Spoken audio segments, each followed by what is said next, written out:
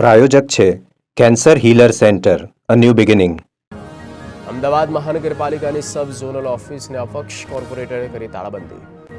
Lambha ward સબ zonal ઓફિસને મરાયા તાળા. અધિકારીઓ corporator અને પ્રજાના કામો ન કરતા હોવાના આરોપ. કોર્પોરેટર અને સ્થાનિકોએ સબ ઝોનલ ઓફિસને તાળા મારી ધરણા કર્યા.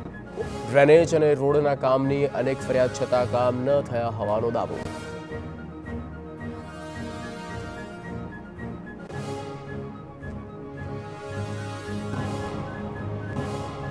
દ્વારકાના મંદિરને નોટિસ આપવા સામે વિરોધનો વંટોળ. વિશ્વ હિન્દુ પરિષદે નોટિસ રદ કરવા ખંભાળિયા મામલતદારને રજૂઆત કરી.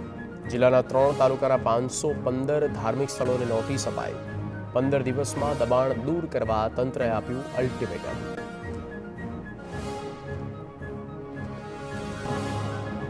સાબરકાંઠે હિંમતનગરમાં 10 વર્ષથી રસ્તાઓ અને પહોળા નવા થવાની જોવાઈ રહી છે રાહ.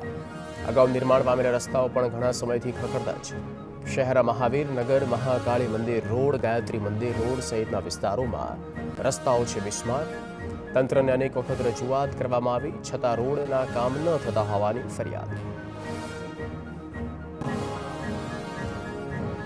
સુરતના નવાપુરા ગામ પાસે ખુલ્લી ગટરમાં ખાબકી રિક્ષા. કાબુ ગુમાવતા રિક્ષા રસ્તાની બાજુની ગટરમાં ખાબકી. રિક્ષા ચાલકનો ઘટનામાં થયો બચાવ.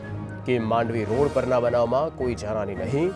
ખુલ્લી ગટરમાં અવારનવાર ખાબકે છે વાહન ચાલકો.